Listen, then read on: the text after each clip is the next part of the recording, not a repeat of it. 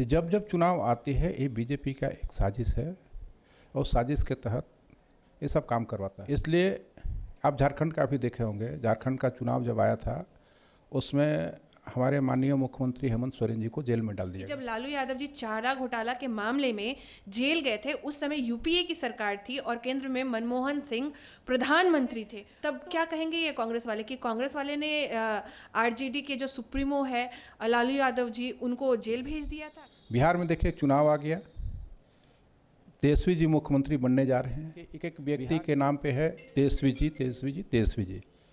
सबका कहना है कि बिहार का इस बार का मुख्यमंत्री तेजस्वी जी। इनकी आरजेडी की और इनके अलायंस की अगर आप सरकार देखेंगे तो इन्होंने जिस तरीके से बिहार को जंगल राज बना लिया था, गिव एंड टेक का, वहाँ पे हर समय कार्य चलती, जमीन दो और जॉब लो, ये कोई नहीं भूल सकता, वहाँ के युवा नहीं भूल सकते।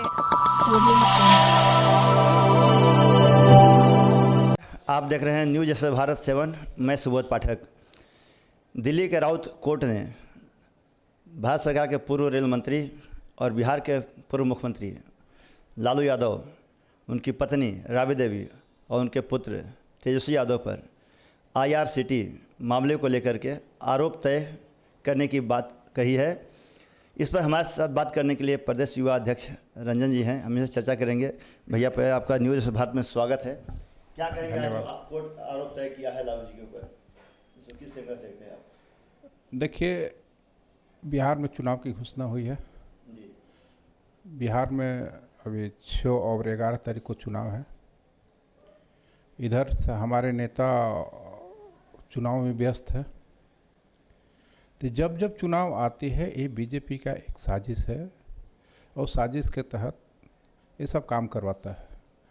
इसलिए आप झारखंड का भी देखे होंगे, झारखंड का चुनाव जब आया था उसमें हमारे माननीय मुख्यमंत्री हेमंत सोरेन जी को जेल में डाल दिया गया था।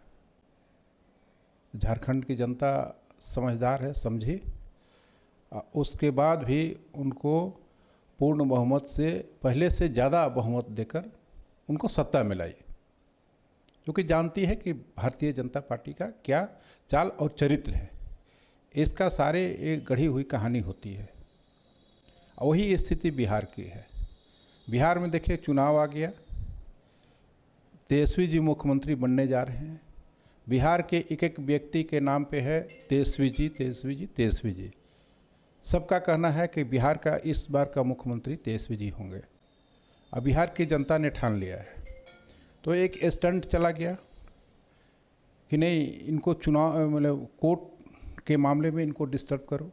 पहले SIR में डिस्टर्ब किया गया, उससे वो लड़े।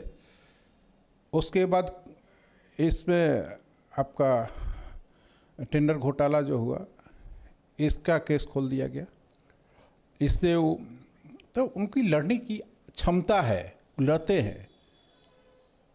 वो शेर की बच्चा है और शेर है। जी, आप बताइए ना, आप मंत्री हैं, रेल मंत्री हैं, उसमें थे, और IRCT के मामले में जो आ रहा है, रांची के देख लीजिए, पुरी के देखिए, ये 2 मामले में उनको फिर से केस को खोलने का काम किया गया, उनको सज़ा देने का काम की गई। कोर्ट तो ये कह रही है कि आप दोषी हो। पूछा भी गया जज के द्वारा कि आप दोषी हैं कि नहीं, आप अपराध स्वीकार कहते हैं हम अपराध नहीं किए हैं। तो इसको किस तरह से आप देखते हैं? फिर जब अपराध किए ही नहीं हैं तो अपराध स्वीकार क्यों करेंगे? मतलब कोर्ट का क्या कहना था कि नहीं, आप अपराध स्वीकार कर लीजिए, अपराध किए। वो अपराध किए ही नहीं हैं और CBI उनको ज़बरदस्ती फंसाई है इसमें, जो इस केस को बहुत पहले ही 20 साल पहले बंद कर दिया गया, क्लोज कर दिया गया, फिर से उस केस को खोल दिया गया, खोल के और CBI उसमें जांच करके उनको इन्वॉल्व कर रही है। चारा घोटाला में क्या हुआ? चारा घोटाला में यही केस करने वाले। बताइए, हम किसी चीज़ को का जब पता चलता है कि भाई उसके घर में चोरी हो गई, तो हम गए उसको बचाने के लिए, तो हम ही चोर हो गए कि भाई यही आया था चोरी करने। यही स्थिति हुई है लालू जी के साथ। आज इसमें भी वही स्थिति है। भाई केस को 20 साल पुराना केस को जितना केस था सब खुलवा दिया गया। तो ये तो भारतीय जनता पार्टी का ये चाल और चरित्र है, और वो पूरी तरह से भारतीय जनता पार्टी का षड्यंत्र है। और CBI भारतीय जनता पार्टी का तोता है।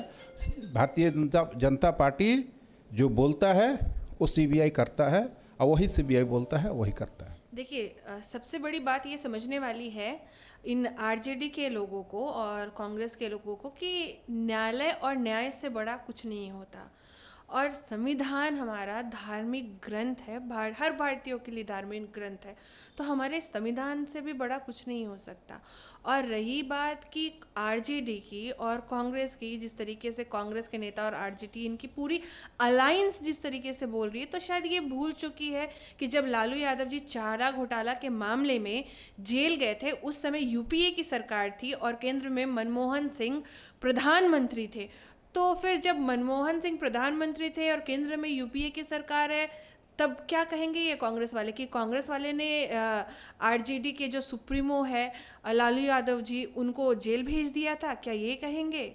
तो इस प्रकार से जो ऊल जुलूल अनगनन बयान है ना, इस बयान का जो उम्मीद है सिर्फ उम्मीद आरजेडी, कांग्रेस और इनके अलायंस के द्वारा ही किया जा सकता है, क्योंकि इन्होंने जो झारखंड के साथ साथ आप बिहार देख ले, आप बंगाल देख रहे, इनकी जितनी भी अलायंस रही है, जब भी अगर है प्रेजेंट वे में, तो इन्होंने सिर्फ और सिर्फ जनता को लूटने और ठगने का काम किया है। और अगर आप पूर्व की इनकी आरजेडी की और इनके अलायंस की अगर आप सरकार देखेंगे तो इन्होंने जिस तरीके से बिहार को जंगल राज बना लिया था, गिव एंड टेक का वहाँ पे हर समय कार्य चलता था कि ज़मीन दो और जॉब लो, ये कोई नहीं भूल सकता, वहाँ के युवा नहीं भूल सकते हैं। और इसके साथ साथ किस तरीके से लालू यादव जी ने अपनी बेटी की शादी में हर फर्नीचर की दुकान से फर्नीचर उठवा लिया था, व्यापारियों को परेशान किया था, किस तरीके से उनके परिवार ने फॉर्च्यूनर तक उठवा लिया था नए नए शोरूम से, तो ये चीज़ साफ तौर पे वहाँ की जनता नहीं भूल सकती। तो इस तरीके का जो बयानबाजी है कि भारतीय जनता पार्टी उन्हें परेशान करती, इस तरीके के बयानबाजी से जनता दिग्भ्रमित नहीं होने वाली, क्योंकि जनता इनके और इनके परिवार को बहुत बखूबी तौर से जानते हैं। क्योंकि जिस परिवार में महिलाओं की इज्जत और सम्मान नहीं किया जा सकता है, उस परिवार के द्वारा अगर इस तरीके से टिप्पणी या इस तरीके की बात कही जाती है तो कोई भी विश्वसनीय बात नहीं है। ये कोर्ट में तो मामला चल रहा है, तय हो गया है मामला, इन लोग तीनों के ऊपर आरोप भी तय हो गए हैं। तो अब क्या लगता है कि इस चुनाव में जब तीनों नहीं रहेंगे बाहर, जेल में अगर चले जाते हैं इन केस, तो फिर वहाँ भारतीय जनता पार्टी एनडीए गठबंधन को फायदा होगा क्या इलेक्शन में? सबसे बड़ी बात है कि न्यायालय और न्याय प्रक्रिया जो होती है उससे बड़ा कुछ भी नहीं होता, माननीय न्यायालय से बड़ा कुछ भी नहीं होता। माननीय न्यायालय का जो भी फैसला होता है वो सर्वोपरि होता है, और माननीय न्यायालय के फैसले में चाहे वो पार्टी कोई भी हो इंटरफेरेंस नहीं कर सकती, क्योंकि हमारे माननीय न्यायालय जो भी फैसला सुनाते हैं किसी भी केस में वो सभी को मानना पड़ता है। अब ये देखना है कि जिस तरीके का इन्होंने कुकर्म किया है, जिस कुकर्म को मतलब जिस कुकर्म का केस कोर्ट में चल रहा है, अब क्या फैसला आता है ये तो न्यायालय ही तय करेगी और न्यायालय ही बताएगी। पर जनता ने ये साफ चुन लिया है कि और ये समझ भी लिया है कि ये जो इनकी इंडी अलायंस है, इस इंडी अलायंस और जो जंगल राज हुआ करता था उसको बिहार में दोहराने नहीं दिया जाएगा।